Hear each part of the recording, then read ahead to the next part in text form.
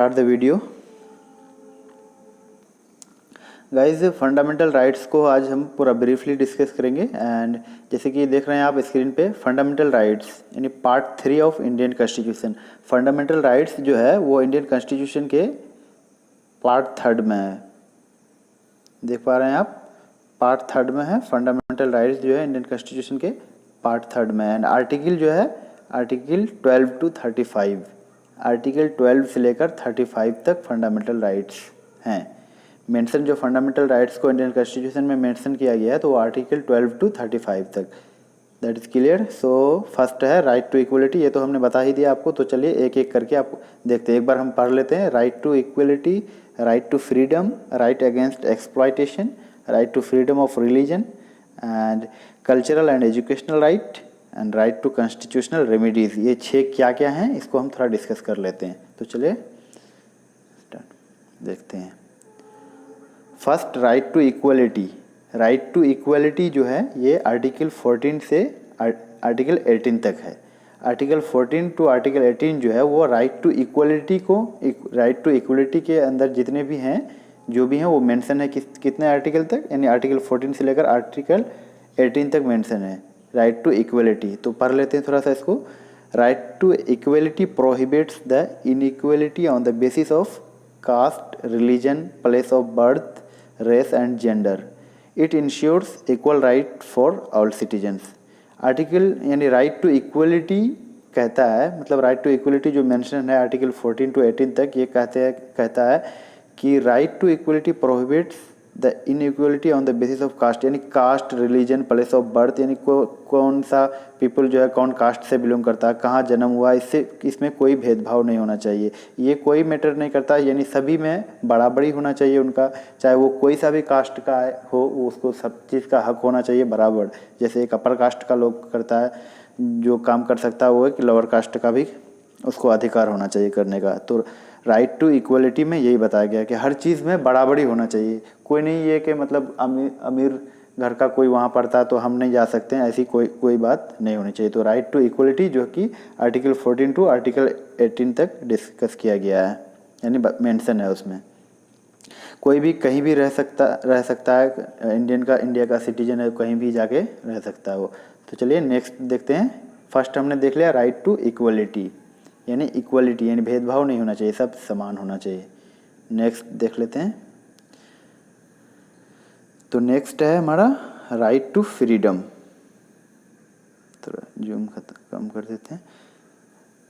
Second क्या है, right to freedom. तो ये राइट टू फ्रीडम जो है ये आर्टिकल 19 से 22 तक मेंशन है।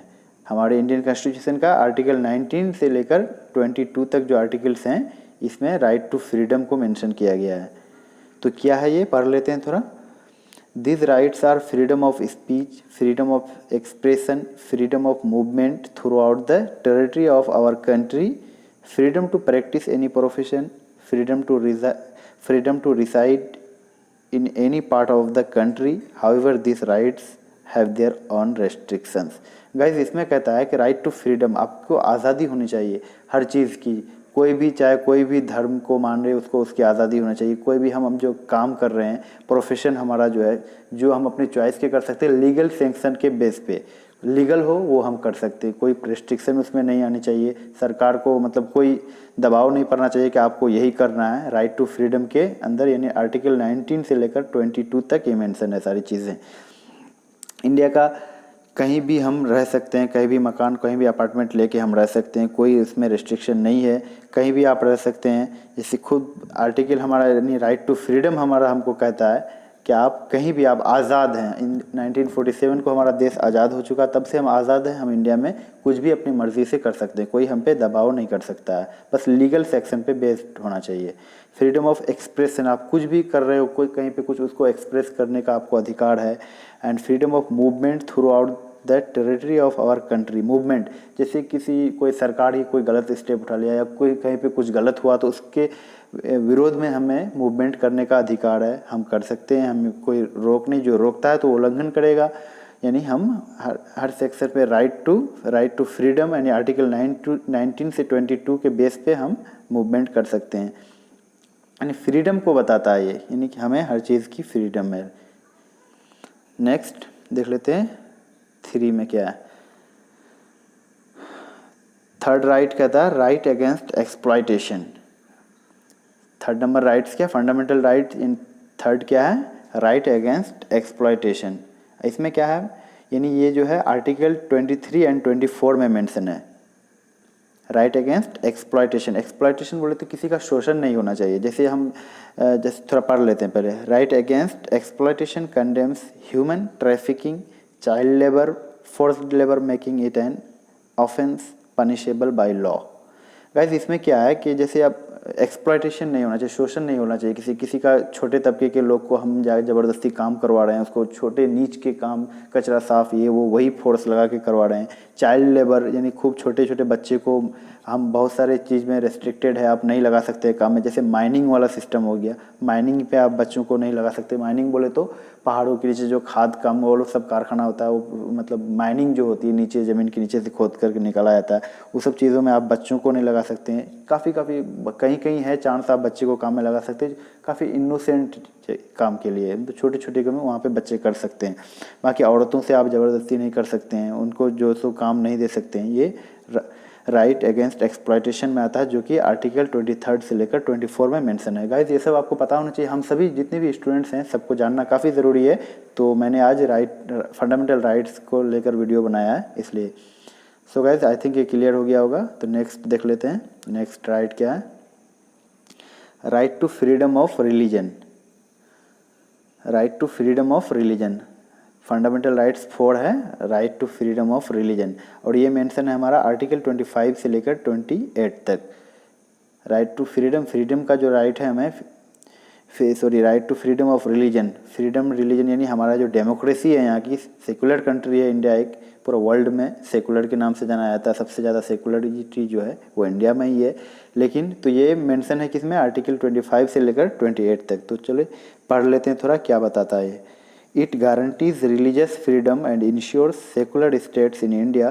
All people have freedom of conscience and right to preach, practice and propagate any religion of their choice. इसमें कह रहा है कि इंडिया का कोई भी नागरिक किसी भी धर्म को मान सकता है, उसका प्रचार कर सकता है, उसको अपने हिसाब से अपने ट्रेडिशन के बेस पे उसे अपना सकता है। अब धर्म जो है अगर इस रिलीजन पे नहीं रहना है, दूसरे रिलीजन को में जा सकता है। ये सारे फ्रीडम्स हैं जो कि आर्टिकल 25 से लेकर 28 में मेंशन किया गया है, right to freedom of religion के बेस पे। किसी को भी कोई भी धर्म के पे अगर कुछ उल्लंघन हो रहा तो उस पर सवाल करने का, कोई दूसरे धर्म में जाने का, किसी और धर्म में आने का, मतलब सारा जो है फ्रीडम हमारा कॉन्स्टिट्यूशन में मौजूद है। नेक्स्ट देख लेते हैं। 5th राइट है कल्चरल एंड एजुकेशनल राइट, जो कि आर्टिकल 29 एंड 30 में मेंशन है। Cultural and educational right article 29 and 30 में मेंशन है। Cultural rights protect the rights of cultural, religious and linguistic minorities by enabling them to conserve their heritage and protecting them against discrimination. Educational right, हाँ, तो cultural rights यहाँ discrimination तक cultural rights का हुआ। तो cultural rights क्या है, जैसे कि आप कोई बहुत पुराने कल्चरल राइट्स मतलब कोई ट्रेडिशन, जैसे परंपरा एक चलते आ रहा है, वो उस चीज़ को फॉलो कर रहा है, कोई मीथ्स वगैरह मानता है, तो उस पर रोक नहीं होना चाहिए। डिस्क्रिमिनेशन, भेदभाव नहीं होना चाहिए उस पर। वो जो कर रहा है उसके हिसाब से, उसके जनरेशन के हिसाब से सही है, तो कॉन्स्टिट्यूशन, हमारा कॉन्स्टिट्यूशन उसको राइट दिया है कि आप वो कर सकते हैं। जैसे अब हमारा ही धर्म में है, बहुत सारे नियम है, तो हम उसको रिलीजियसली फॉलो कर सकते हैं, इसमें हमारा कोई रिस्ट्रिक्शन नहीं है, कोई हम पे दबाव नहीं कर सकता है। जितने भी धर्म के लोग हैं वो अपने ट्रेडिशन को आराम से, आसानी से, किसी भी बगैर डरे हुए अपना ट्रेडिशन को मान सकता है। जैसे परंपरा होता है ना कि चलते आ रहा है, हम कर रहे हैं, अब बाद में अब मॉडिफाई हो गया रूल कि आप नहीं, अब वो नदी में नहीं नहा सकते हैं, तालाब में नहीं नहा सकते हैं, तालाब में ला के लोग छठ पूजा वगैरह करते हैं, तो जैसे नदी वगैरह में बहुत सारे पूजा का काम होता है, बहुत सारे हमारे भी मज़हब में बहुत सारे तरह के काम होते हैं। तो आप अगर मॉडर्न एज में आप लोग कहेंगे कि नहीं आप ये नहीं कर सकते, ये काफ़ी पुराना है, तो ऐसी कोई बात नहीं है। आपको जैसा ट्रेडिशन है आप उस हिसाब से काम कर सकते हैं। हेरिटेज जो होता है मतलब एक परंपरा शुरू से चलते रहता है। लेकिन और नेक्स्ट है educational right. Educational rights ensure education for everyone irrespective of their caste, gender, religion etcetera. Guys जो एजुकेशनल राइट है इस पे आप कोई भेदभाव नहीं कर सकते। जैसे अब कोई हम ही एक बहुत बड़ा स्कूल चला रहे हैं तो उस पर हम भेदभाव नहीं कर सकते हैं कि छोटे कास्ट के लोग नहीं आएंगे, उसको हम नहीं पढ़ने देंगे, वो माहौल ख़राब करेगा, या फिर कोई फीमेल है जो वो हाई लेवल तक पढ़ाई नहीं कर सकती। ये सब चीज़ों को बताता है ये कल्चरल एंड एजुकेशनल राइट। जैसे कोई जेंडर सेक्शन पे आप भेदभाव नहीं कर सकते, डिस्क्रिमिनेशन नहीं हो सकती है कि आप ये लड़की है तो जाके आप अदर कंट्रीज़ में नहीं पढ़ सकती। ये सारा चीज़ मेंशन है किसमें, आर्टिकल 29 एंड 30 में, जो कि cultural and educational right fundamental rights के बेस में 5th नंबर पे आता है। छोटे कास्ट का है जाके कोई सेंट्रल यूनिवर्सिटी में नहीं पढ़ेगा, कहीं वहाँ प्राइम मिनिस्टर के पोस्ट में पोस्टेज नहीं होगा, वो नौकरी नहीं होगा, ऐसी कोई बात नहीं है। हमारा कॉन्स्टिट्यूशन हमें अधिकार दिया है, हम कर रहे हैं, और अगर जो इस पर रोकता है तो उस पर कानून लगती है, वो देश का उल्लंघन कर रहा है, कॉन्स्टिट्यूशन का उल्लंघन करता है। चलिए नेक्स्ट राइट देख लेते हैं। नेक्स्ट राइट है right 6, right to constitutional remedies. Guys इसमें क्या, ये जो है आर्टिकल 32 से लेकर 35 तक मेंशन है। तो 31 गायब हो गया, तो 31 के बारे में हम आपको बताएंगे। आर्टिकल 32 से लेकर 35 तक मेंशन है ये। तो राइट टू कॉन्स्टिट्यूशनल रेमेडीज़ ये क्या है जान लेते हैं थोड़ा सा। Right to constitutional remedies empowers the citizens to move to a court of law in case of any denial of the fundamental rights। Guys इसमें बताया गया है कि जैसे अब हमारा जो कोई भेदभाव हो रहा है, मतलब जैसा कि हमें 6 राइट्स दिए गए हैं कि आपको आपके साथ जो है धर्म के आधार पर भेदभाव नहीं होगा, कास्ट के आधार पर कोई डिस्क्रिमिनेशन नहीं होगी, रेसेस के आधार पर कोई कुछ नहीं होगी, आप सब कुछ कर सकते हैं। तो ये हमारा जो 6 राइट्स हैं अगर ये छीन गया हमसे, जैसे कि कोई दूसरा पॉलिसी आ गया, अब वो हम पे पावर जता रहा है कि ये नहीं करो वो नहीं करो, तो इसका हमको कौन सपोर्ट करेगा फिर। तो इस ये डायरेक्ट हमें जो बचाएगा इससे तो सुप्रीम कोर्ट है हमारा। सुप्रीम कोर्ट को उस टाइम करना होगा कि वो फिर से इस कानून को 6 फंडामेंटल राइट्स को फिर से लागू करे, लोगों तक ये फिर सेवा पहुंचाए। तो ये कौन करेगा, सुप्रीम कोर्ट का जिम्मेदारी है। हम डायरेक्टली उसको कंपोज कर सकते हैं, उस कंप्लेंट कर सकते हैं सुप्रीम कोर्ट में। हम अपना याचिका दायर करेंगे कि देखिए मेरे साथ ऐसा ऐसा हो रहा है, यहाँ पे ऐसा, यहाँ पे सारे नियम जो थे जो हमारे कॉन्स्टिट्यूशनल राइट्स हैं उसको ख़त्म कर दिया गया है। तो ये फिर सुप्रीम कोर्ट में हम याचिका दायर करेंगे, वहाँ से फिर डायरेक्ट लॉ बन के आएगी, फिर उसको पास किया जाएगा। तो गाइज और आर्टिकल हम 31 का डिस्कस, क्योंकि आर्टिकल 12 से लेकर 35 तक है, तो 31 यहाँ नहीं दिखाया गया, 32 से लेकर 35। तो 31 कह रहा है आर्टिकल 31 राइट टू प्रॉपर्टी।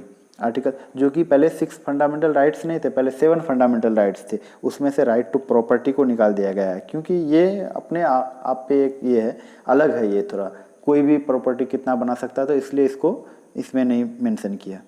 बाकी तो सबके लिए ज़रूरी था। एंड आर्टिकल 32 जो है, आर्टिकल 32 है ये heart and soul of the Indian constitution. काफ़ी इंपॉर्टेंट क्वेश्चन है ये किसी भी कम्पिटिटिव एग्जाम्स की, यार हमें जानना भी चाहिए कि हमारा जो कॉन्स्टिट्यूशन का सोल जो कहा जाता है और हार्ट एंड सोल कौन सा आर्टिकल है। तो आर्टिकल 32 है जो इंडियन कॉन्स्टिट्यूशन का हार्ट एंड सोल के नाम से जाना जाता है। सो गाइज हमने 6 फंडामेंटल राइट्स को डिस्कस कर लिया है ब्रीफली। अगर आपको पसंद आए वीडियो तो वीडियो को लाइक कीजिए, कमेंट कीजिए एंड शेयर कीजिए अपने दोस्तों के साथ। गाइज अगर वीडियो पसंद आए तो लाइक करें। गाइज अगर अभी तक आप मेरे चैनल को सब्सक्राइब नहीं किए तो प्लीज़ सब्सक्राइब कर लीजिए। गाइज मैंने बता दिया आपको, फिर थोड़ा सा बता दे रहे हैं कि फंडामेंटल राइट्स जो है ये इंडियन कॉन्स्टिट्यूशन का पार्ट 3 है। पार्ट 3 में मेंशन है फंडामेंटल राइट्स, जो कि आर्टिकल 12 से लेकर 35 तक है। तो गाइज मिलते हैं नेक्स्ट वीडियो में, एंड नेक्स्ट वीडियो बहुत जल्दी ही अपलोड होगी। गाइज अगर अभी तक सब्सक्राइब नहीं किए तो प्लीज़ सब्सक्राइब कर दो यार, काफ़ी मेहनत लगती है वीडियो बनाने में, एंड लाइक तो ज़रूर कर दीजिए। ओके गाइज मिलते हैं नेक्स्ट वीडियो में। Thanks for watching.